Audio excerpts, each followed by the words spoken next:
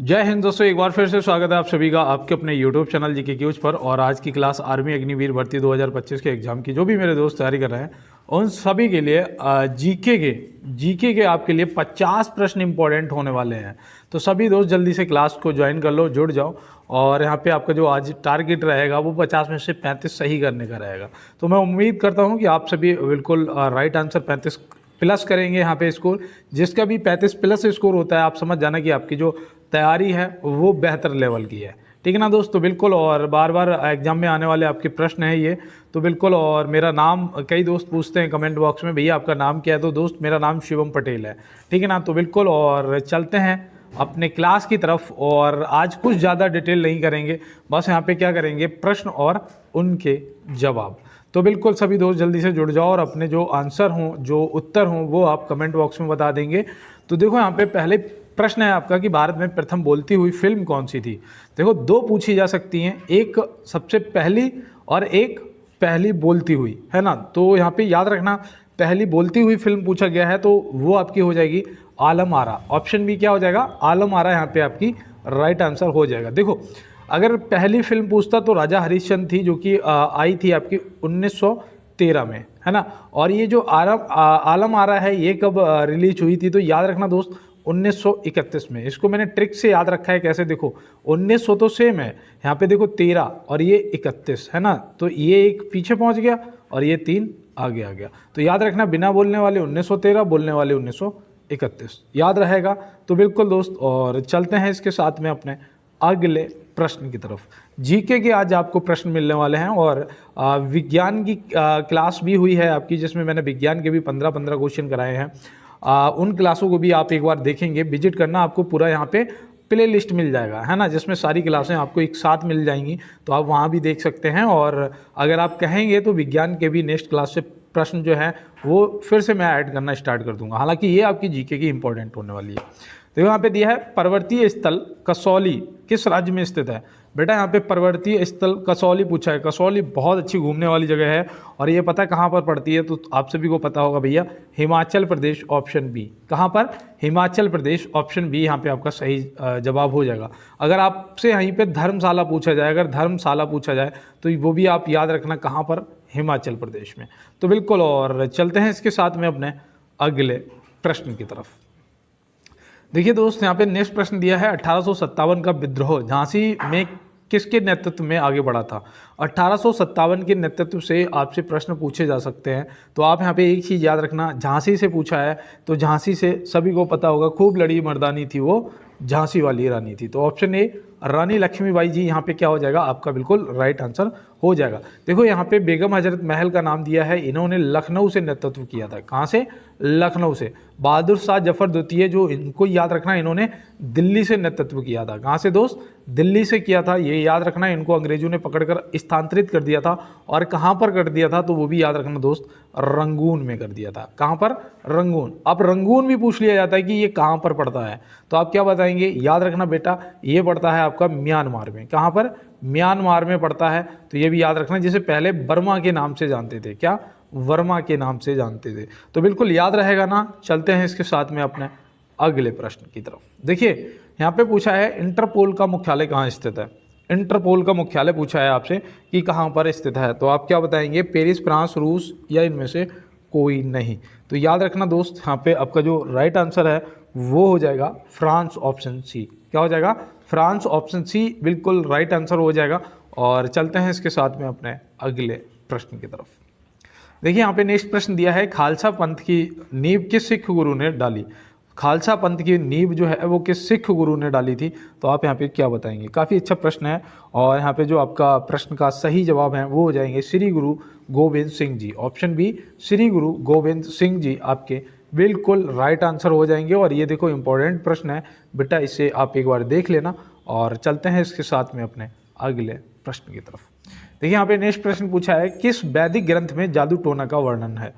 देखो आपके पेपर में एक ये भी पूछा जाता है कि सबसे प्रथम वेद कौन सा है, और मतलब कि सबसे पुराना वेद कौन सा है, ये भी पूछा जाता है। यहाँ पे जादू टोना से संबंधित पूछ लिया गया है। तो आप क्या बताएंगे? याद रखना भैया, ऑप्शन सी। ऑप्शन सी मतलब अर्थवेद जो है आपका, यहाँ पे अर्थवेद सही से नहीं लिखा है, जो अर्थवेद है इसमें आपके जादू टोना है और वशीकरण आ जाता है, प्रेम विवाह आ जाता है, ये सब जो है ये आपके अर्थवेद में दिए गए हैं, याद रहेगा आपको। और मैं बता दूं सबसे बाद का वेद यही है, सबसे बाद में लिखा गया वेद आपका अर्थवेद है। वेदों की संख्या कितनी होती है? 4 होती है। देखो ये भी आपसे पूछा जाता है। सबसे पुराना वेद जो आपका है वो ऋग्वेद है। क्या? सबसे पुराना वेद मतलब सबसे पहले जो लिखा हुआ वेद आपका ऋग्वेद है। सामवेद आप याद रखेंगे, यहाँ से संगीत लिया गया। संगीत का जनक कौन सा वेद है? तो याद रखना भैया ये आपका सामवेद हो जाएगा, ठीक है ना। और जो आपका यहाँ पे यजुर्वेद बच रहा है वो गद्य व पद्य दोनों में रचना की गई है, तो वो भी आप ध्यान रखेंगे। देखिए यहाँ पे नेक्स्ट प्रश्न पूछा है कि बौद्ध धर्म को मानने वालों की सर्वाधिक संख्या है। बौद्ध धर्म को मानने वालों की सर्वाधिक संख्या है उत्तर प्रदेश, बिहार, महाराष्ट्र या इनमें से कोई नहीं। ये प्रश्न आपके लिए इंपॉर्टेंट है दोस्त, आपसे पूछा जा सकता है, तो आप क्या बताएंगे? याद रखना दोस्त, यहाँ पे सही जवाब आपका ऑप्शन सी महाराष्ट्र हो जाएगा। क्या हो जाएगा? ऑप्शन सी महाराष्ट्र यहाँ पे आपका बिल्कुल राइट आंसर हो जाएगा। तो आपको याद रहेगा ना। तो बिल्कुल चलते हैं इसके साथ में अपने अगले प्रश्न की तरफ। देखिए दोस्त, आपकी क्लास में आज 50 प्रश्न होने वाले हैं, सभी को पता है। देखो जो भी मेरे साथ में नए दोस्त जुड़ेंगे या पुराने दोस्त जो भी जुड़े हुए हैं, एक बार यार लाइक वाला बटन जरूर दबा दिया करो, जिससे मैं मोटिवेट हो जाता हूँ। मैंने देखा यार 40 लोगों ने वॉच किया, लेकिन सिर्फ 4 लोगों ने लाइक करा। अगर ऐसा है यार, मैं इतना अगर बेकार पढ़ाता हूँ तो मुझे बताओ, है ना, क्या कमी है वो मैं सुधार करूँगा। लेकिन यार ऐसा नहीं, 40 पे कम से कम 20 लोग तो यार लाइक वाला बटन दबा दिया करो। और जो भी नए दोस्त जुड़े मेरे साथ में, चैनल को सब्सक्राइब करके बेल आइकन दबा लो। आपको रोज़ 50 क्वेश्चन मिलने वाले हैं। और अगर आप यहाँ पे विज्ञान के भी बताएंगे तो मैं आपको विज्ञान के भी क्वेश्चन देना स्टार्ट कर दूंगा। ये आप मुझे कमेंट बॉक्स में बताएंगे। और थोड़ा सा यार सपोर्ट करो, क्लास को शेयर करो दोस्तों के साथ में, तो बिल्कुल। और मुझे उम्मीद है आप जरूर मेरा सपोर्ट करेंगे सभी फ्यूचर फौजी। और यहाँ पे देखो प्रश्न दिया है कि शून्यवाद के प्रवर्तक कौन माने जाते हैं? शून्यवाद के प्रवर्तक कौन माने जाते हैं? तो आप यहाँ पे क्या बताएंगे? काफ़ी अच्छा प्रश्न है। और यहाँ पे याद रखना आपके नागार्जुन जी, ऑप्शन सी यहाँ पे क्या हो जाएंगे? नागार्जुन जी आपके सही जवाब हो जाएंगे। देखो यहाँ पे आप ही पतंजलि से भी याद रखना, योग दर्शन के प्रतिपादक हैं। कौन? योग दर्शन के प्रतिपादक हैं महर्षि पतंजलि, इनको भी आप याद रखेंगे। चाणक्य को याद रखना, ये चंद्रगुप्त मौर्य के प्रधानमंत्री थे। देखो ये प्रश्न आपके पेपर में पूछा गया है ना, कि चंद्रगुप्त मौर्य का प्रधानमंत्री कौन था? तो याद रखना चाणक्य थे। और इनकी एक पुस्तक भी है जिसका नाम है अर्थशास्त्र। अर्थशास्त्र के रचयिता कौन है? तो आप याद रखना चाणक्य। इनका एक नाम और है कौटिल्य। तो इसको भी आप क्या करेंगे? ध्यान रखेंगे। तो बिल्कुल मैं उम्मीद करता हूँ आपने नोट कर लिया होगा। और चलते हैं इसके साथ में अपने अगले प्रश्न की तरफ। देखिए यहाँ पे नेक्स्ट प्रश्न पूछा है कि सरहुल पर्व का संबंध किस राज्य से है? भैया सरहुल पूछा है कि किस राज्य से संबंधित है, तो आप यहाँ पे क्या बताएंगे? तो बिल्कुल मैं उम्मीद करता हूँ कि आपने सरहुल का यहाँ पे बिल्कुल कमेंट बॉक्स में राइट आंसर बताया होगा कि भैया ऑप्शन बी झारखंड हो जाएगा। क्या हो जाएगा? ऑप्शन बी झारखंड यहाँ पे आपका सही जवाब हो जाएगा, याद रहेगा। तो बिल्कुल दोस्त, और चलते हैं इसके साथ में अपने अगले प्रश्न की तरफ। देखिए यहाँ पे पूछा है भील जनजाति भारत में सर्वाधिक पाई जाती है। देखो दोस्त मैं आपको बता दूं, जो भी मेरे दोस्त क्लास को देखते हैं, आज आपके लिए एक प्रश्न HW रहेगा। पूरे 50 में से 2 क्वेश्चन जो हैं, 2 प्रश्न जो हैं वो आपके लिए HW रहने वाले हैं। तो एक तो आपका ये हो गया कि भील जनजाति भारत में सर्वाधिक पाई जाती है, ठीक है ना, आप बताएंगे और ये आप कमेंट बॉक्स में बताएंगे। और चलते हैं इसके साथ में अपने अगले प्रश्न की तरफ। देखिए यहाँ पे नेक्स्ट प्रश्न पूछा है कि कॉफ़ी का सबसे बड़ा निर्यातक देश है। ये तो शायद मैंने आपको कल भी प्रश्न एक बार कराया था, है ना, लेकिन आपके नज़रों के सामने से एक बार रिपीट होना जरूरी है। यहाँ पे बताओ कॉफ़ी का सबसे बड़ा निर्यातक देश है, तो वो आपका ब्राज़ील हो जाएगा। ऑप्शन बी ब्राज़ील यहाँ पे क्या होगा? सही जवाब हो जाएगा। तो आप ध्यान रखेंगे ना, ब्राज़ील ऑप्शन बी कॉफ़ी का सबसे बड़ा उत्पादक। चलते हैं इसके साथ अपने अगले प्रश्न पे। देखिए यहाँ पे नेक्स्ट प्रश्न पूछा है नेहरू गोल्ड कप संबंधित है। Nehru gold cup, Nehru gold cup, देखो खेलों से संबंधित आपका एक प्रश्न पूछा जाता है और यहाँ पे नेहरू गोल्ड कप पूछा है, तो याद रखना बेटा ये आपके हॉकी, ऑप्शन ए क्या हो जाएगा? सही जवाब हो जाएगा। हॉकी क्या होगा? सही जवाब होगा। जैसा कि मैंने आपसे आज कहा भी है कि आपका क्वेश्चन और आंसर है ना, तो बिल्कुल सिर्फ क्वेश्चन और आंसर करेंगे। एक्स्ट्रा डिटेल जो भी है वो 30 वाली क्लास में कर लिया करेंगे, है ना, जहाँ पे 30 क्वेश्चन होंगे और उस क्लास में हम लोग डिटेल वाइज पढ़ते हैं। तो बिल्कुल दोस्त जल्दी से ज्वाइन कर लो और चैनल को सब्सक्राइब करके बेल आइकन को दबा लो, मेरे साथ में जुड़ जाओ दोस्त। मैं आपको बता दूं मेरा पेपर जो है वो मैं क्वालिफाई हूँ, ठीक है ना, मैं आर्मी का पेपर क्वालिफाई कर चुका हूँ। अगर आप मेरे साथ में जुड़ते हो तो मैं आपको ये विश्वास दिला सकता हूँ कि अगर मेहनत करोगे आप तो आपका 100% पेपर क्वालिफाई होगा, ठीक है ना। अगर आप मेरे साथ में जुड़ते हैं तो मैं आपको हर वो क्वेश्चन कराऊंगा जो आपके पेपर से संबंधित है और पेपर में पूछा जाता है। यहाँ पे दिया है भारत के राष्ट्रपति का चुनाव किसके द्वारा किया जाता है। भारत के राष्ट्रपति का चुनाव किसके द्वारा किया जा सकता है। तो भैया ये ज़्यादा हार्ड क्वेश्चन नहीं है ना, याद रखना निर्वाचन मंडल द्वारा किया जाता है। तो ऑप्शन बी यहाँ पे क्या हो जाएगा, निर्वाचन मंडल द्वारा किया जाता है राष्ट्रपति जी का चुनाव। तो आपको ध्यान रहेगा ऑप्शन बी, स्क्रीनशॉट ले लो और चलते हैं इसके साथ में अपने अगले प्रश्न पे। देखिए यहाँ पे नेक्स्ट प्रश्न दिया है कि टीटागढ़ किस उद्योग के लिए विख्यात है। क्या, टीटागढ़। तो भैया बताओ टीटागढ़ किस उद्योग के लिए विख्यात है। पहले तो आपने टीटागढ़ पहली बार सुना होगा, है ना। तो ये भी आप याद रखना कि भैया ये पता किसके लिए विख्यात है, कागज उत्पादन के लिए। तो यहाँ पे ऑप्शन ए जो है आपका कागज क्या हो जाएगा, बिल्कुल राइट आंसर हो जाएगा। याद रहेगा ना, कागज का उत्पादन सबसे पहले कहाँ हुआ था भैया, चीन में हुआ था ना। देखो कहाँ हुआ था, चीन में। तो बिल्कुल, और चलते हैं इसके साथ में अपने अगले प्रश्न पे। तो यहाँ पे नेक्स्ट प्रश्न दिया है कि जलियांवाला बाग कांड में गोली चलाने का आदेश किसने दिया था।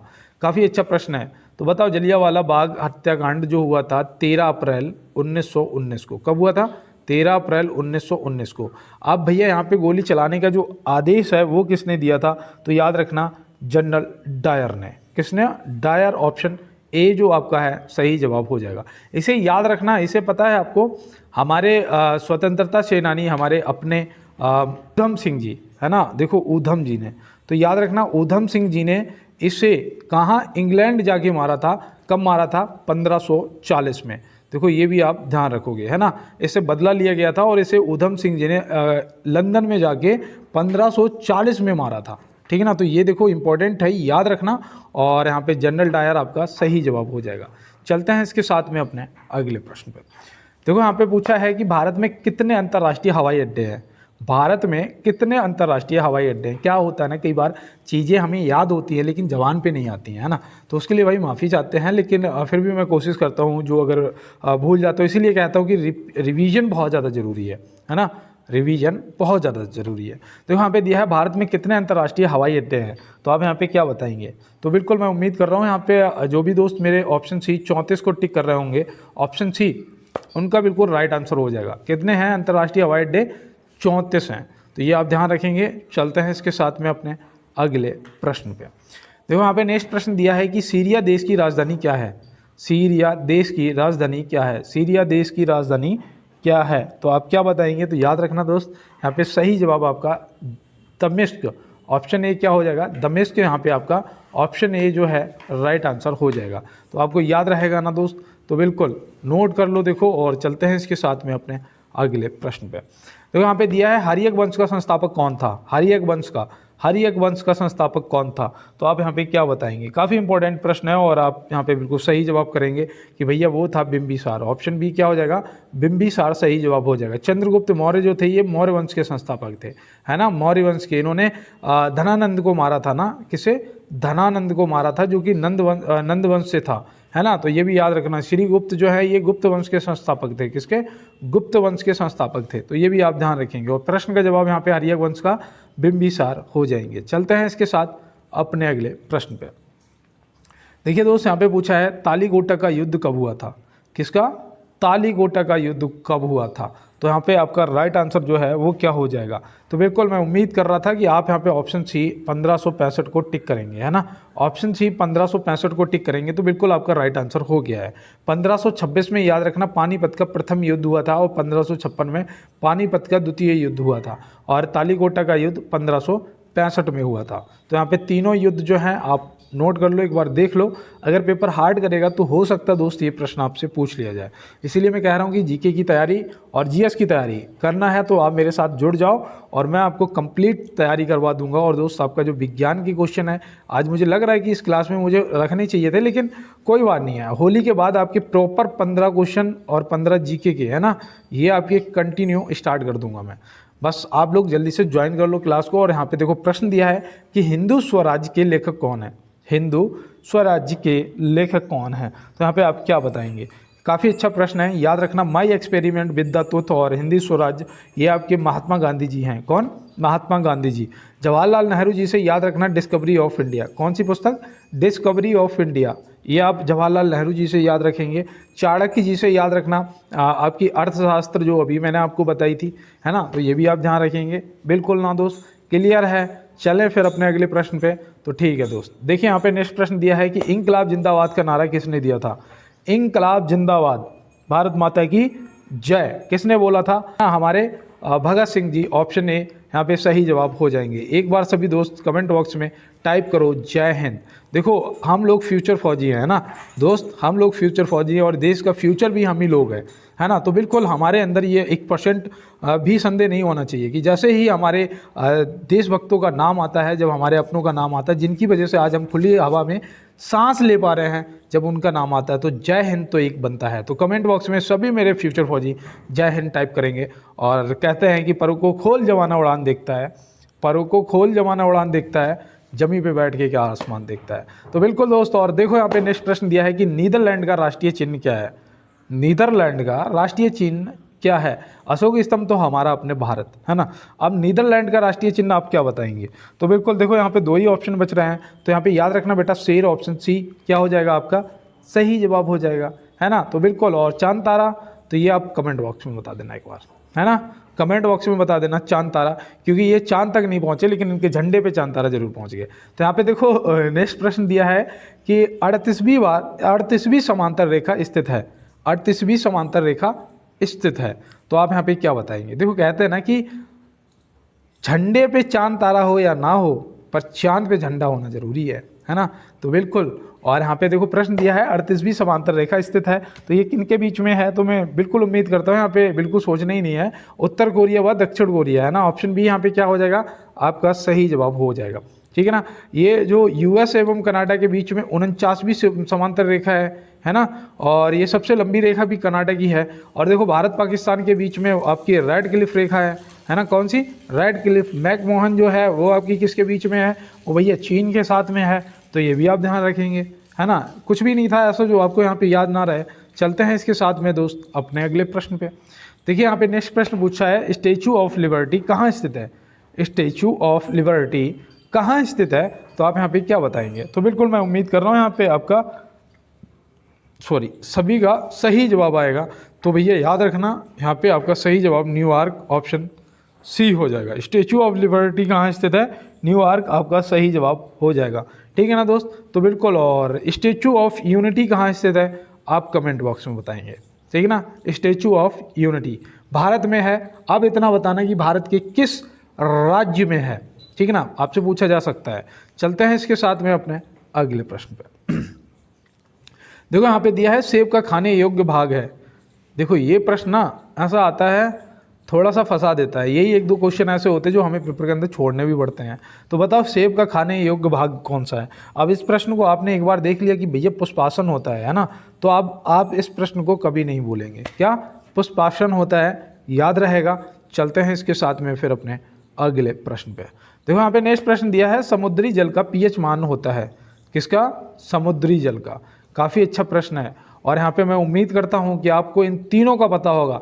देखो समुद्री जल का याद रखना, मैंने आपको ट्रिक से बताया था कि 8 से ऊपर होता है, तो 8.4 पीएच जो है ये किसका होता है? तो ये समुद्री जल का पीएच मान होता है।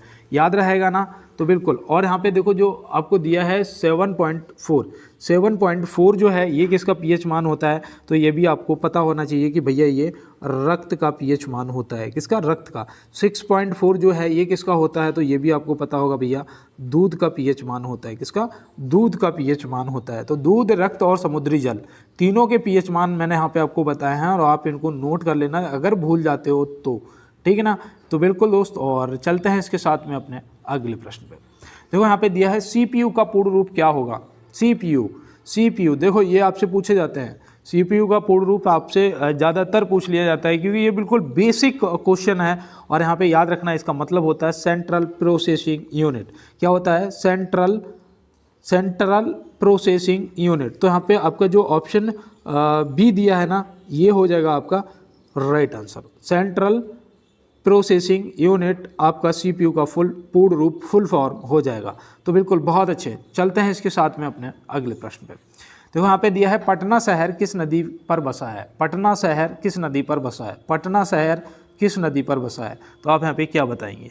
काफ़ी अच्छा प्रश्न है और मैं उम्मीद करता हूँ यहाँ पे सभी का जवाब जो है वो ऑप्शन सी गंगा आएगा। क्या आएगा, गंगा आएगा। अब यहाँ पे एक चीज़ याद रखना, गंगा से देखो पूछा जा सकता है आपसे भारत की सबसे लंबी नदी कौन सी है, तो वो आपकी गंगा हो जाएगी। भारत की सबसे पवित्र नदी कौन सी है, तो वो आपकी गंगा हो जाएगी। और इसका जो लंबाई है वो याद रखना 2525 किलोमीटर, ठीक है ना। ऐसे देखो ट्रिक से याद रखना 25-25 है ना, तो 2500 किलोमीटर 2525 किलोमीटर आपका सही जवाब हो जाएगा। सरयू के किनारे आपका अयोध्या स्थित है, तो अयोध्या को भी आप ध्यान रखेंगे। तो बिल्कुल दिल्ली जो आपकी है वो यमुना के किनारे स्थित है ना।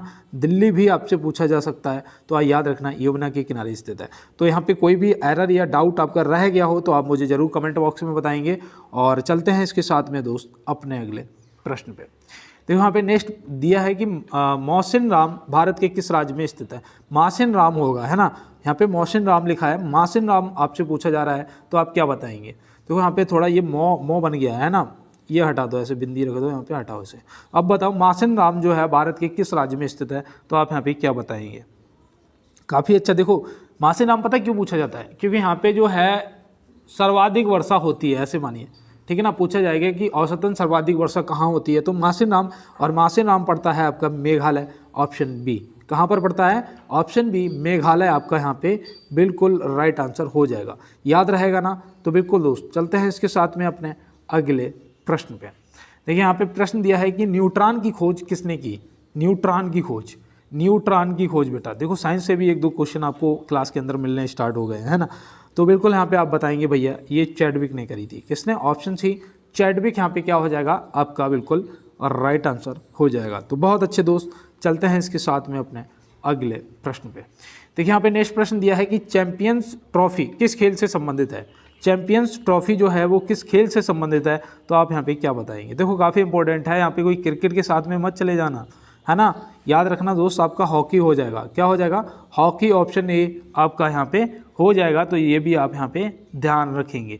तो बिल्कुल दोस्त, और चलते हैं इसके साथ में अपने अगले प्रश्न पे।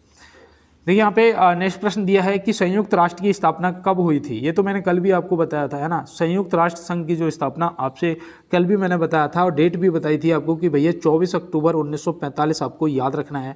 तो ऑप्शन सी यहाँ पे क्या हो जाएगा हमारा बिल्कुल राइट आंसर दोस्त हो जाएगा। तो बहुत अच्छे, चलते हैं इसके साथ में अपने अगले प्रश्न पे। और देखो मैं एक बार फिर से रिक्वेस्ट करता हूँ आप सभी से, क्योंकि आप लोगों के सपोर्ट के ऊपर ही ये क्लास चल रही है। लेकिन अगर आप क्लास को बाकी में सपोर्ट कर रहे हैं, पसंद कर रहे हैं, अगर आप चाह रहे हैं कि मैं आपको बढ़िया से बढ़िया विज्ञान के और जीके के आपके क्वेश्चन कराता रहूँ, तो यार एक बार ना लाइक वाला बटन तो यार दबाया करो। तो बहुत कम संख्या रहती है लाइक करने वाले दोस्तों की, है ना यार। कोई पैसा नहीं जा रहा, लेकिन किसी का मोटिवेशन बढ़ता है, मुझे खुशी होती है यार। और चैनल को जब आप लोग सब्सक्राइब करके बेल आइकन दबाते हो ना, तो बहुत ज़्यादा खुशी होती है कि ये वो दोस्त हैं जो मेरे साथ में पढ़ना चाहते हो। तो मुझे भी लगता है यार इनके लिए बेहतर से बेहतर क्वेश्चन लेके आऊँ, है ना। मैं आपको विज्ञान के भी, अगर आप कहोगे तो विज्ञान के मैं अलग से आपको 50 क्वेश्चनों की क्लास करा दिया करूँगा और जीके की अलग से करा दिया करूँगा, अगर, लेकिन वो दोस्त आपके सपोर्ट के ऊपर है। थोड़ा सा यार सपोर्ट करो। और यहाँ पे देखो प्रश्न दिया है कि ग्रेट बैरियर रीफ किसके समीप स्थित है। ग्रेट बैरियर रीफ किसके समीप स्थित है, तो यहाँ पे आप क्या बताएंगे। तो याद रखना दोस्त ये पड़ती है ऑस्ट्रेलिया, ऑप्शन बी। क्या हो जाएगा, ऑस्ट्रेलिया, ऑप्शन बी यहाँ पे आपका बिल्कुल सही जवाब हो जाएगा। तो बिल्कुल मैं उम्मीद करता हूँ इसको आप ध्यान रखेंगे, याद रखेंगे। और चलते हैं इसके साथ में अपने अगले प्रश्न की तरफ। देखिए यहाँ पे नेक्स्ट प्रश्न दिया है कि वैसाखी किस राज्य में मनाया जाता है। बैसाखी किस राज्य में मनाया जाता है, तो आप यहाँ पे क्या बताएंगे। काफ़ी अच्छा प्रश्न है आपका। और याद रखना ये बैसाखी जो है वो आपका पंजाब में मनाया जाता है। तो यहाँ पे पंजाब आपका ऑप्शन सी जो है क्या हो जाएगा, सही जवाब हो जाएगा। याद रहेगा ना। तो बिल्कुल दोस्त, रंगोली पूछा जाएगा तो महाराष्ट्र में, रंगोली जो है आपका महाराष्ट्र में, है ना। तो ये भी आप ध्यान रखेंगे बिल्कुल। और चलते हैं इसके साथ में अपने अगले प्रश्न की तरफ। देखिए यहाँ पे नेक्स्ट प्रश्न दिया है कि महाकुंभ कितने वर्ष के अंतराल में होता है। तो इसके अकॉर्डिंग जो यहाँ पे महाकुंभ पूछा है, देखो एक चीज़ याद रखना, मैं बिल्कुल बताऊँ आपको कि जो अर्ध कुंभ होता है ये होता है 6 वर्ष के अंतराल पे, है ना। जो कुंभ होता है वो होता है 12 वर्ष के अंतराल पे। और जो महाकुंभ होता है वो पता है कितने वर्ष के अंतराल पे होता है, वो होता है 12 कुंभों के अंतराल पे, है ना। 12 कुंभ लगने के बाद एक महाकुंभ होता है, तो मतलब कि 12 वारियम 144 वर्ष बाद, है ना। कितना देखो सिंपल है, अर्धकुंभ 6 वर्ष में, कुंभ 12 वर्ष में, और महाकुंभ 12 कुंभों के बाद 12वां कुंभ लगता है, मतलब, है ना।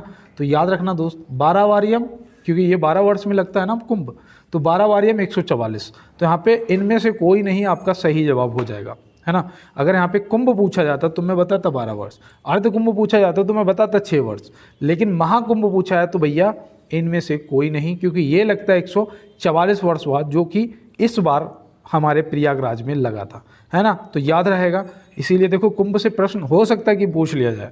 देखो यहाँ पे दिया है मोनालिसा क्या है। मोनालिसा क्या है, आप सभी को पता है कि भैया मोनालिसा एक पेंटिंग है ना, क्या है, एक चित्र है।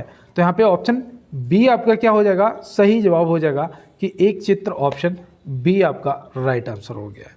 चलते हैं इसके साथ में दोस्त अपने अगले प्रश्न पे। देखो यहाँ पे दिया है कि पुराणों की कुल संख्या है, पुराणों की कुल संख्या। अभी मैंने आपको वेद की संख्या बताई थी, अब यहाँ पे आपसे पुराणों की संख्या पूछ ली है, तो आप क्या बताएंगे। बहुत अच्छा, याद रखना दोस्त, 18 पुराणों की संख्या है, और जो वेद है ना, वेदों की संख्या कितनी है, 4 है। और सबसे पुराना पुराण कौन सा है, ये कल की क्लास में मैंने आपको बताया था कि मत्स्य पुराण सबसे पुराना पुराण है आपका, है ना। तो ये मैंने कल आपको बताया था, अगर आपने कल वाली क्लास को नहीं देखा, देख लो, एक बार विजिट कर लो, पूरी प्लेलिस्ट को चेक कर लो दोस्त, सभी क्लासों को देख लो, काफ़ी इंपॉर्टेंट आपके लिए रहेंगी। और चलते हैं इसके साथ में अपने अगले प्रश्न पे। यहाँ दिया है किस नगर में ख्वाजा मुइनुद्दीन चिश्ती की दरगाह है। किस नगर में ख्वाजा मुइनुद्दीन चिश्ती की दरगाह स्थित है, बस इतना सा आपको बताना है। तो आप यहाँ पे क्या बताएंगे, काफ़ी अच्छा प्रश्न है, याद रखना। ये भैया पड़ता है अजमेर में, ऑप्शन बी यहाँ पे अजमेर क्या हो जाएगा आपका, बिल्कुल राइट आंसर हो जाएगा। तो बहुत अच्छे, चलते हैं इसके साथ में अपने अगले प्रश्न की तरफ। देखिए यहाँ पे दिया है कि लट्ठमार होली उत्तर प्रदेश में कहाँ मनाई जाती है। लट्ठमार जो कि अभी मनाई जा रही है प्रेजेंट टाइम में, आज जब मैं इस क्लास को रिकॉर्ड कर रहा हूँ और आप इस क्लास को जब आज सुनेंगे देखेंगे, तो आज ये लट्ठमार होली चल रही है। और याद रखना भैया, ये होती है बरसाना, ऑप्शन बी, है ना। उत्तर प्रदेश के मथुरा के बरसाना, ऑप्शन बी यहाँ पे आपका सही जवाब हो जाएगा। याद रहेगा, अलीगढ़ तो आपको पता ही होगा भैया, तारों के लिए जाना जाता है ना, जो ताले होते हैं ना, लॉक, तारों के लिए जाना जाता है, तो याद रहेगा। चलते हैं इसके साथ में अपने अगले प्रश्न पर। यहाँ दिया है पुष्कर झील कहाँ स्थित है। पुष्कर झील, पुष्कर मेला भी लगता है राजस्थान में, है ना। तो पुष्कर झील कहाँ होगी भैया, तो आप बिल्कुल आसानी से यहाँ पे बहुत ही इजी तरीके से बता सकते हैं कि राजस्थान, ऑप्शन सी हो जाएगा, है ना। फूलों की घाटी कहाँ स्थित है भैया, उत्तराखंड में। फूलों की जो घाटी है कहाँ स्थित है, उत्तराखंड में है। याद रहेगा, केसर के लिए जम्मू कश्मीर को जाना जाता है, केसर, है ना। केसर उत्पादन में जम्मू कश्मीर के पंपोर, कश्मीर के पंपोर में केसर सर्वाधिक पाया जाता है, याद रहेगा ना। तो बिल्कुल, और चलते हैं इसके साथ में अपने अगले प्रश्न पे। देखो यहाँ पे दिया है नालंदा विश्वविद्यालय किस राज्य में स्थित है। नालंदा विश्वविद्यालय सबसे पुराना आपका ये विश्वविद्यालय है, और याद रखना ये पड़ता है भैया नालंदा, बिहार, ऑप्शन बी, है ना। कहाँ पर, ऑप्शन बी, बिहार यहाँ पे आपका राइट आंसर हो जाएगा। तो कोई भी किसी को डाउट, कोई दिक्कत, कोई परेशानी अगर हो तो आप मुझे कमेंट बॉक्स में ज़रूर बताया करो यार। और आप लोगों के सपोर्ट के ऊपर ही ये क्लास चल रही है, अभी तक आप लोगों ने बहुत अच्छा सपोर्ट करा है, उसी सपोर्ट पे ये क्लास चल रही है। और थोड़ा सा यार और सपोर्ट करो, क्योंकि देखो हम लोगों को ना यार बहुत आगे जाना है ना। तो यार थोड़ा सपोर्ट करो, मैं आपको 50 क्वेश्चनों की विज्ञान की क्लास और देना स्टार्ट कर दूंगा। तो यहाँ दिया है लूसी बोली किस राज्य में बोली जाती है। PDF भी फ्री दूंगा, PDF भी आपको फ्री मिलेगी, ठीक है ना। बस सपोर्ट आपका चाहिए। लूसी बोली किस राज्य में बोली जाती है, तो आप क्या बताएंगे। याद रखना दोस्त, ये मिजोरम में बोली जाती है। कहाँ पर, मिजोरम, ऑप्शन बी यहाँ पे आपका मिजोरम बिल्कुल राइट आंसर हो जाएगा। तो चलते हैं इसके साथ में दोस्त अपने अगले प्रश्न पे। देखिए यहाँ पे नेक्स्ट प्रश्न दिया है कि पंचायती राज के जनक कौन था नहीं थे, है ना। तो ये आप यहाँ पे इसका जवाब क्या करेंगे, पंचायती राज का जनक कौन थे। ये आपका आज का HW, ठीक है ना। 2 क्वेश्चन मैंने बोले थे ना आपको, 2 क्वेश्चन मैंने HW में दे दिए, एक 10 नंबर और एक आपका ये 43वां नंबर। इनके जवाब आप कमेंट बॉक्स में करेंगे सभी दोस्त। देखो यार ईमानदारी के, जब अगर आप कमेंट बॉक्स में जवाब करते हैं तो मैं समझ जाऊंगा कि मेरे साथ में पढ़ने वाले स्टूडेंट हैं। तो बिल्कुल, और चलते हैं इसके साथ में अपने अगले प्रश्न पर। देखो यहाँ पे प्रश्न दिया है कि देश रत्न की उपाधि प्राप्तकर्ता कौन है। देश रत्न की उपाधि प्राप्तकर्ता कौन है, तो आप यहाँ पे क्या बताएंगे? याद रखना दोस्त, वो हैं डॉक्टर राजेंद्र प्रसाद जी, भारत के पहले राष्ट्रपति डॉक्टर राजेंद्र प्रसाद जी, पहले राष्ट्रपति जी हमारे डॉक्टर राजेंद्र प्रसाद जी देश रत्न की उपाधि प्राप्त करता है। चलते हैं इसके साथ में अपने अगले प्रश्न पे। देखो यहाँ पे दिया है दूसरा सबसे बड़ा ग्रह है। भैया पहला सबसे बड़ा मैंने कल आपको बताया था, है ना, बृहस्पति के बारे में बताया था कि भैया ये पीला कलर का होता है ना, ये 12 वर्ष में पूरी परिक्रमा करता है, ये सब मैंने आपको कल बताया था। अब यहाँ पे दूसरा सबसे बड़ा ग्रह पूछ लिया है, तो आप क्या बताएंगे? तो देखो दोस्त, घबराना नहीं है, दूसरा आपका शनि हो जाएगा, है ना। कौन हो जाएगा? शनि। शनि का कलर कैसा है दोस्त? तो ये होता है काला कलर, है ना। पांचवा सबसे बड़ा जो है वो हमारी पृथ्वी है, ठीक है ना। क्या है? पृथ्वी है, तो ये भी आप ध्यान रखेंगे। चलते हैं इसके साथ में अपने अगले प्रश्न पे। 7 पहाड़ियों का नगर किसे कहा जाता है? कितना? 7 पहाड़ियों का नगर। तो भैया 7 पहाड़ियों का जो नगर है वो कहते हैं रोम को। किसे कहते हैं? रोम को। तो ऑप्शन ए यहाँ पे क्या हो जाएगा? हमारा बिल्कुल राइट आंसर हो जाएगा। याद रहेगा? ठीक है दोस्त, तो चलते हैं इसके साथ में अपने अगले प्रश्न पे। अरब सागर की रानी या पूर्व का वेनिस कौन है? अरब सागर की रानी या पूर्व का वेनिस किसे कहते हैं? यह कौन है इनमें से? तो यहाँ पे आपका जो राइट आंसर है वो क्या हो जाएगा? रूस, कोच्चि या सिक्किम? तो यहाँ पे रूस तो बहुत दूर दे दिया, यहाँ पे कोच्चि बेटा ऑप्शन बी चले जाएंगे ना, तो हमारा राइट आंसर हो जाएगा कोच्चि, बिल्कुल सही जवाब। तो बिल्कुल, और चलते हैं इसके साथ में अपने अगले प्रश्न पे। मसूड़े में होने वाली बीमारी है, मसूड़े में, तो मसूड़ों में बीमारी भैया विटामिन सी की कमी से होती है ना। तो यहाँ पे आप क्या बताएंगे? और विटामिन सी की कमी से कौन सा रोग होता है? स्कर्वी होता है। तो यहाँ पे याद रखना दोस्त, ऑप्शन बी क्या हो जाएगा? स्कर्वी आपका सही जवाब। विटामिन सी याद रखना है ना मसूड़ों के लिए, स्कर्वी सी, तो याद रहेगा स्कर्वी सही जवाब। बेरी बेरी जो है ये विटामिन बी की कमी से होता है, ठीक है ना। रिकेट्स जो आपका है, बताओ विटामिन ए या विटामिन डी किसकी कमी से होता है? आप कमेंट बॉक्स में बताएंगे। और चलते हैं इसके साथ में अपने अगले प्रश्न पे। देखिए यहाँ पे नेक्स्ट प्रश्न पूछा है कि राष्ट्रपति बनने के लिए न्यूनतम आयु क्या है? अगर आप राष्ट्रपति बनना चाहते हैं तो आपकी न्यूनतम उम्र जो कम से कम है वो 35 वर्ष होनी चाहिए। अगर आप राज्यपाल बनना चाहते हैं तो भी आपकी उम्र जो कम से कम है 35 वर्ष होनी चाहिए, ठीक है ना। अगर आप वोट देना चाहते हैं तो आपकी उम्र जो है वो 18 वर्ष होनी चाहिए, ठीक है ना। अगर आप ग्राम पंचायत का इलेक्शन लड़ना चाहते हैं तो आपकी जो उम्र है वो 21 वर्ष होना चाहिए। अगर आप शादी करना चाहते हैं, अगर आप शादी करना चाहते हैं तो आपकी उम्र 21 वर्ष होना चाहिए, है ना। तो बिल्कुल लड़कों ध्यान रखना, और 21 वर्ष तक आपको भर्ती हो जाना है, ठीक है ना दोस्त। तो बिल्कुल बहुत अच्छे, और क्योंकि जीडी आपका 21 तक ही लेता है ना, तो 21 तक भर्ती हो जाना है, उसके बाद प्रधानी देख लेंगे। और यहाँ पे देखो प्रश्न दिया है कि मिडनाइट चिल्ड्रन नामक पुस्तक किसने लिखी? मिडनाइट चिल्ड्रन नामक जो पुस्तक है वो किसने लिखी? तो आप यहाँ पे क्या बताएंगे? देखो मेरे साथ में पढ़ोगे ना, मेरी क्लास पूरी डेडिकेटेड रहती है। और आप देखो आर्मी वाले हो, आपको अनुशासन में रहना आपके लिए सबसे इम्पोर्टेंट है, ठीक है ना। क्लास के बीच में कोई भी बातचीत नहीं, क्लास के स्टार्टिंग में, क्लास के बाद में कितना भी बातचीत करो, बहुत अच्छी बात है, कोई दिक्कत नहीं दोस्त। लेकिन क्लास के बीच में आप पढ़ने पे ध्यान दो और कमेंट बॉक्स में अपने जवाबों पे ध्यान दो। और यहाँ पे सही जवाब आपका ऑप्शन सी सलमान रुश्दी हो जाएंगे, मिडनाइट चिल्ड्रन। तो ये भी आप ध्यान रखोगे। और काफ़ी इंपॉर्टेंट आपके लिए आज की क्लास में प्रश्न थे। कल से अगर कल तो देखो 13 तारीख है ना, 13 और 14 को आपकी क्लास जो है वो ऑफ रहेगी, 15 से आपका फिर से स्टार्टिंग हो जाएगी। और यहाँ पे आपको 15 से 30 क्वेश्चन, जिसमें आपको जीके और जीएस के 15-15 का सेट मिलेगा। और अगर आप सपोर्ट आपका तय करेगा कि आपको क्या जीके के 50 और प्लस 50 आपको विज्ञान के, अगर ऐसे क्लास चाहिए तो ऐसे भी आपको मिल जाएगी, लेकिन ये आपका सपोर्ट तय करेगा। तो बिल्कुल सभी फ्यूचर फौजियों को मेरा पहले तो सभी को हैप्पी होली, ठीक है ना, होली की हार्दिक शुभकामनाएं।